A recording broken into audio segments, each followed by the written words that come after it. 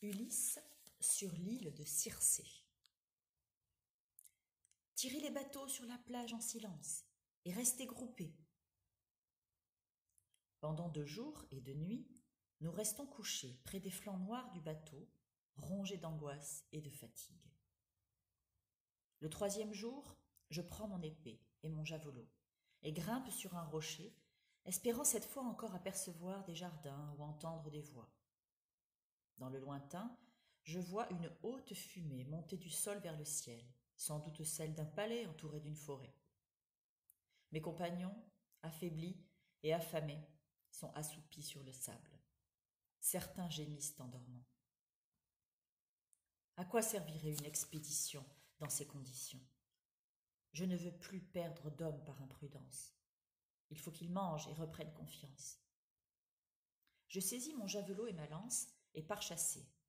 Les dieux sont avec moi, ils m'envoient un immense cerf que je tue de mon javelot d'airain. C'est une bête énorme. Je l'emporte au bateau.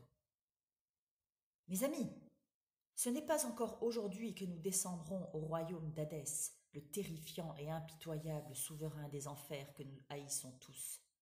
Regardez ce que je vous apporte, nous ne mourrons pas de faim. Alors, tout le jour jusqu'au coucher du soleil, nous mangeons de la viande à satiété et buvons du vin doux. Le lendemain, au petit matin, je réunis mes hommes en grimpant sur un rocher.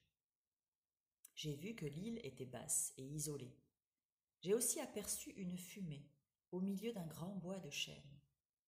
Il me faut des hommes pour aller en reconnaissance. Mais aussitôt, mes compagnons m'interrompent. Pas question de te suivre cette fois. Trop d'hommes ont été massacrés pour avoir exploré l'île des Cyclopes et celle des Lestrygons. Nous voulons revoir Ithaque. Sans écouter Euryloque, j'ordonne. Divisons-nous en 2 camps. Toi, Euryloque, tu commanderas l'un, et pour l'autre, je choisis mes guerriers. Ils partiront avec moi. On va tirer au sort pour savoir qui des 2 camps ira en reconnaissance. Mettez les noms dans un casque et que le plus jeune tire au sort. Euryloque, c'est à toi d'explorer l'île, escorté de tes 22 hommes. Les compagnons partent en pleurant, mais qui pourrait se réjouir d'aller au-devant de la mort? Quelques longues heures plus tard, Euryloque revient seul, essoufflé. Il court vers moi jusqu'au navire. Que s'est-il passé, Euryloque? Raconte par Zeus. Après quelques heures de marche, nous découvrons au fond d'un vallon un palais, dans une clairière. Il n'y a pas de garde aux portes, ni de muraille pour le protéger. À proximité, des fauves, des loups et des lions vont et viennent. Dès qu'ils nous flairent, ils s'approchent. Effrayés, nous avons tiré nos épées, prêts à les combattre, mais ils nous encerclent sans sauvagerie, comme s'ils étaient apprivoisés. Mes hommes tremblent de peur. Je leur ordonne de se replier vers les arbres. Nous avons à peine reculé de quelques pas que nous entendons soudain une voix claire, cristalline, qui chante une chanson de toile, celle que nos femmes entonnent en tissant leur ouvrage. Les fauves, alors, se dispersent et disparaissent. Je demande aux hommes de rester sur leur garde, mais la voix... Eh bien quoi, la voix? Je l'interromps impatient. La voix est douce, si mélodieuse, si ensorcelante, que la curiosité excite mes hommes. Est-ce une femme? Une déesse? Un de mes compagnons propose, appelons-la. Et c'est ce qu'ils font tous. Aussitôt une femme accourt, elle ouvre les portes étincelantes de son palais. Entrez, venez, approchez, acceptez mon hospitalité, les invite-t-elle, et elle chante encore. Les hommes se bousculent pour entrer avant même que j'aie pu le leur interdire. Elle les flatte, les fait asseoir sur des trônes d'argent comme des rois. Bientôt ils s'attablent en sa compagnie pour prendre du vin mêlé de miel, de farine et de fromage. Ils boivent, trop empressés de se réjouir avec elle. Soudain, d'un coup de baguette, les voilà métamorphosés en cochons. Ils grognent, remuent leur queue et leur groin. Ils sont devenus des bêtes, mais leur âme est intacte. Je les entends gémir et pleurer comme des humains, tandis qu'elle leur jette dehors des fans et des glands qu'ils se battent pour en manger. Puis elle les parque dans des enclos. J'ai tout vu. Le filtre qu'elle a versé dans leur boisson, mes compagnons métamorphosés. Maintenant je sais où nous sommes. Sur l'île d'Eyaye. Et chez qui j'ai entendu son nom. Circé. Son père c'est Hélios, le soleil, et sa mère Persée, la fille d'Océanos. Circé est une déesse, mais surtout une sorcière qui possède de nombreux sortilèges. Jamais nous ne reverrons nos compagnons. Ils sont bons désormais à se vautrer dans la boue et à tenir compagnie aux loups et aux fauves, sans doute d'autres humains métamorphosés eux aussi. Vengeance! Il nous faut les venger! Mon sang ne fait qu'un tour. Je jette sur mes épaules mon grand glaive de bronze à clous d'argent et passe mon arc par-dessus. Euryloque, emmène-moi dans cette clairière.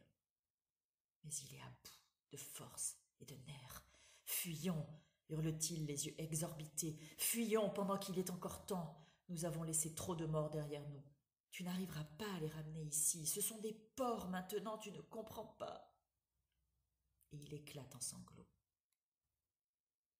Reste au navire, Euryloque. Tu as des vivres et tu peux tenir quelques jours. Moi, je dois les sauver. Mais comment affronter les sortilèges d'une magicienne capable de changer les hommes en bêtes? La ruse et la force des hommes sont peu de choses en comparaison de celles des dieux. Soudain, au détour du chemin, surgit un mystérieux jeune homme. C'est le dieu Hermès. Je le reconnais à sa baguette d'or dont il ne se sépare jamais, un cadeau du dieu Apollon. Viendrait-il à mon secours? Si Hermès est le berger du ciel sur la terre, il garde aussi les hommes et guide même les âmes des morts sur le chemin de l'enfer. Je sais qu'il connaît la magie. Peut-être veut-il s'affronter à Circé? Sort contre sort. Où vas-tu ainsi, malheureux? Seul, ici, sans connaître les dieux. Tu ne sais pas que tes compagnons sont chez Circé, parqués comme des porcs dans des cachettes bien gardées? Tu crois pouvoir les délivrer? Mais avant d'avoir fait un geste, tu seras transformé à ton tour en cochon. Moi seul peux t'aider et te sauver des pièges ensorcelants. Prends cette herbe de vie, dont la racine est noire et la fleur blanche comme du lait. Les dieux l'appellent Molly, et les mortels ont bien du mal à l'arracher. Elle te protégera contre la magie de Circé. Maintenant, je vais te révéler ce que tu dois faire. Circé te proposera de boire avec elle un mélange de sa composition, une drogue en réalité. Puis elle te touchera de sa baguette, croyant que tu vas te transformer toi aussi en porc. À ce moment-là, sors le glaive que tu portes le long de ta cuisse et saute sur elle pour la tuer. Elle aura si peur qu'elle te proposera de coucher avec elle. Surtout, ne refuse pas. C'est le seul moyen de sauver tes compagnons. Une fois nu, tu seras vulnérable. Alors fais-lui promettre de ne pas t'ôter ta virilité. Souviens-toi de ce que je t'ai dit. Et sur ces avertissements, Hermès rejoint l'Olympe, la demeure des dieux, la montagne la plus haute du monde. À moi d'agir maintenant. Je suis inquiet. Si j'échoue, mes compagnons se vautreront dans leur bestialité à tout jamais. À l'entrée du palais, comme mes hommes, j'entends la voix de Circé, si douce, séduisante, cristalline. Dès que je l'appelle, elle m'ouvre tout grand ses portes. Elle croit m'attirer dans un piège, et je la suis. Ensuite, tout va très vite, comme Hermès me l'a décrit. Elle prépare une drogue qu'elle verse dans une coupe, je la bois et aussitôt elle me touche avec sa baguette. À la porcherie maintenant, toi aussi. Va rejoindre les autres. Mais je tire mon glaive et saute sur elle pour la tuer. Circé, effrayée, hurle et se jette à mes genoux. Qui es-tu? D'où viens-tu? Qui sont tes parents? Aucun mortel ne peut résister à mes sortilèges. Quels sont donc tes pouvoirs? Es-tu cet Ulysse dont m'a parlé Hermès? Il m'a annoncé qu'il viendrait sur mon île à son retour de Troie, à bord d'un navire à la proue effilée. Rengaine ton glaive, et profitons plutôt dans mon lit des plaisirs de l'amour. Et ce disant, elle essaie de m'attirer dans sa chambre. Circé, comment veux-tu que je te désire alors que tu as transformé tous mes compagnons en porcs? Tu cherches à me séduire pour que je couche dans ton lit avec toi. Mais qui me dit qu'une fois nue, tu ne m'ôteras pas ma virilité? Circé me jure que je peux avoir confiance en elle, alors je me laisse charmer, et la porte de sa chambre se referme sur nos amours. Le soir venu, ses servantes, selon les traditions d'hospitalité, m'ayant baigné et frotté d'huile parfumée, m'offrent un manteau et une tunique de lin finement tissée. Depuis combien de temps n'ai-je pas porté un vêtement propre et digne de mon rang? Puis Circé m'invite à sa table, mais mon esprit est ailleurs. Qu'as-tu, Ulysse, à rester muet, à te ronger le cœur ainsi? Tu ne manges pas? Tu as peur que je t'ensorcelle? Mais pourquoi, puisque je t'ai juré que non? Pourquoi pourrais-je goûter tous ces mets délicieux pendant que mes hommes mangent des faînes et des glands dans ta porcherie? Tu m'invites à ta table et tu prétends m'aimer. Prouve-le-moi. Délivre mes hommes. Circé, baguette en main, me conduit jusqu'à la porcherie. Là, je découvre avec stupeur la métamorphose de mes compagnons. Ils sont devenus aussi gras que des porcs de 9 ans. Elle leur induit le corps d'une autre drogue, une sorte de contrepoison, et aussitôt, ils redeviennent eux-mêmes plus jeunes et même plus beaux qu'avant. « Ulysse, tu nous as sauvés !» s'écrie-t-il en chœur. « Comment te remercier ?» Et il m'étreigne en pleurant. Même Circé, je crois, semble émue, et la tendresse lui va si bien. « Ulysse, ne repars pas encore sur la mer incertaine. Reste avec moi. Toi et tes hommes, tirez votre bateau sur la grève et déposez vos biens à l'abri dans une grotte voisine. Et puis reviens avec tes fidèles compagnons. Reviens-moi. » Comment lui résister? Elle est si belle. Dès que j'arrive au navire, les hommes m'interrogent, inquiets.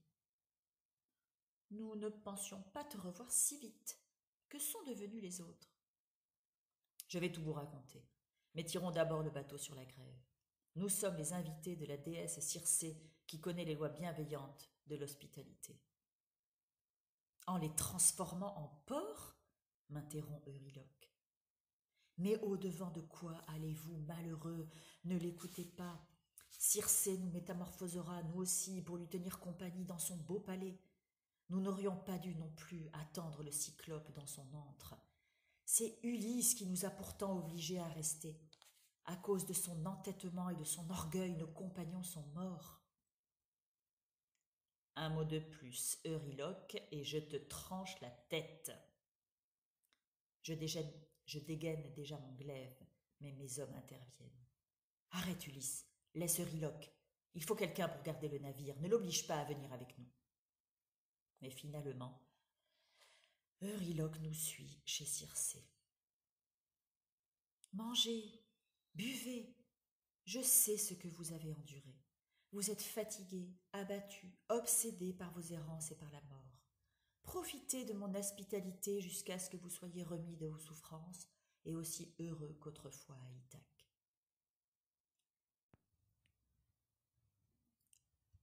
Une année de délices s'écoule ainsi sur l'île d'Aiaïe, auprès de Circé la magicienne, et le printemps revient doux et léger. Mais les hommes, livrés à eux-mêmes, trouvent le temps long, loin des leurs, ils ont le mal du pays. « Ulysse, il est temps de rentrer.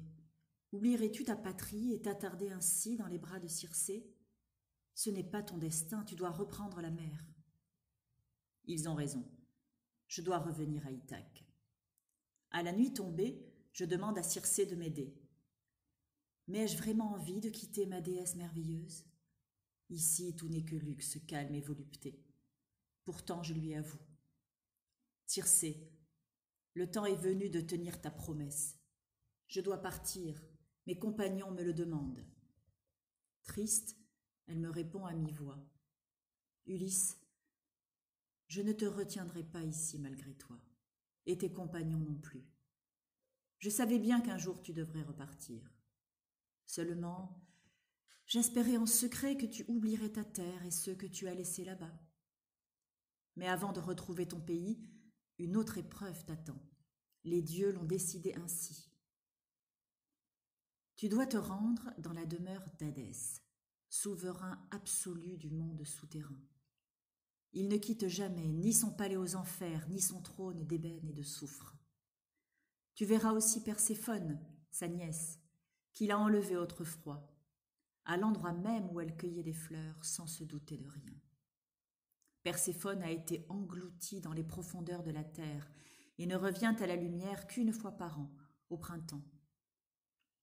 Là-bas, tu consulteras l'âme de Tirésias, un devin aveugle, originaire de Thèbes en Béotie. Il a beau être mort, Perséphone lui a accordé une sagesse éternelle. Les autres défunts ne sont, eux, que de pâles fantômes. Surpris par ces révélations, j'éclate en sanglots. Non, je ne veux pas. C'est au-dessus de mes forces. Je préfère mourir que d'affronter vivant le monde des ombres. Circé ne répond rien. Elle sait qu'aucun mortel n'échappe à son destin, tel que l'ont tracé les dieux. Qui me guidera dans mon voyage? Personne, ni homme, ni navire, n'est encore parvenu chez Hadès.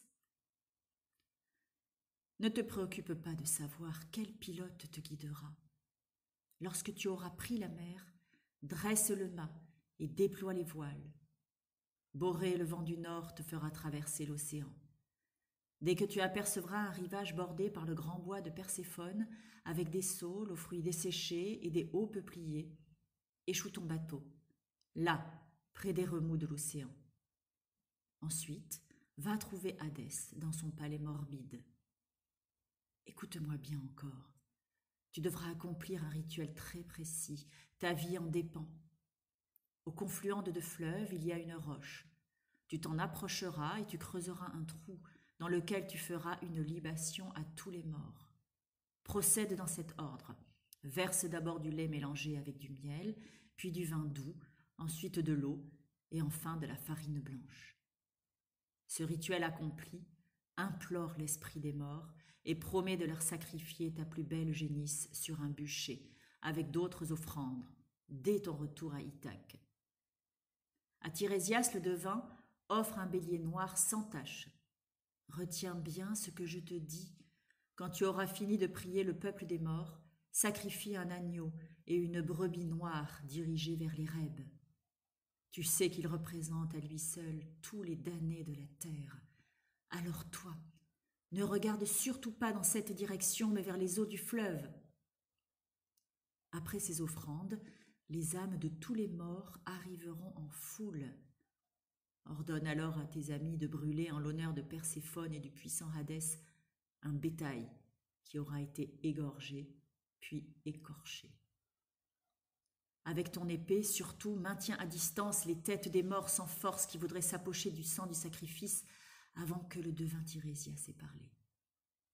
Si tu accomplis tout ce rituel sacré, alors Ulysse, toi, mon grand capitaine, tu verras enfin le devin.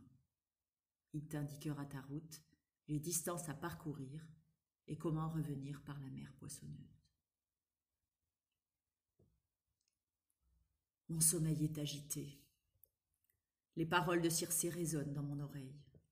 J'ai peur soudain, et je crois voir les morts sans visage qui s'approchent de moi, prêts à m'entraîner dans le monde souterrain. L'aube vient à peine de se lever que Circé m'enveloppe d'une tunique et d'un manteau. Elle porte un fin tissu d'argent qui la rend plus désirable encore et couvre son visage d'un voile léger. me dérobant ses yeux. Il est l'heure de partir. Réveillez-vous, nous reprenons la mer. Mes compagnons ravis se préparent à la hâte. Bientôt ils sont tous au navire. Un homme manque à l'appel, Elpénor. La veille, il a bu trop de vin et s'est couché au frais. Réveillé en sursaut, il se lève, oublie qu'il a dormi sur un toit, tombe et se tue. Est-ce un mauvais présage? Ainsi même chez Circé, la mort m'a suivi? Me poursuivra-t-elle ainsi sans fin? Amis, écoutez-moi, vous croyez, en rejoignant le navire, repartir pour Ithaque, mais il n'en est rien. Nous devons aller, comme Circé me l'a révélé, vers le palais de Hadès et de Perséphone, au pays des Cimériens, là où le jour n'apparaît jamais. C'est le pays de la nuit où commence le monde des enfers. Les hommes, effrayés, poussent des hurlements. Certains, horrifiés, s'arrachent les cheveux. Pourquoi doit-on aller là-bas? Nous allons tous périr. Nous refusons de te suivre. Mieux vaut rester ici et tant pis pour Ithaque, au moins nous serons vivants. Cessez de vous lamenter, cela ne sert à rien. Nous ne pourrons rentrer dans notre patrie et revoir nos familles que si un devin parmi les morts nous révèle la route à suivre. Tel est notre destin. À contre-cœur, les hommes chargent le bétail dans le navire. Circé attache un agneau et une brebis noire. Et, restée seule sur la grève, elle regarde nos voiles gonflés par le vent de Borée qui nous emporte au pays des Cimériens.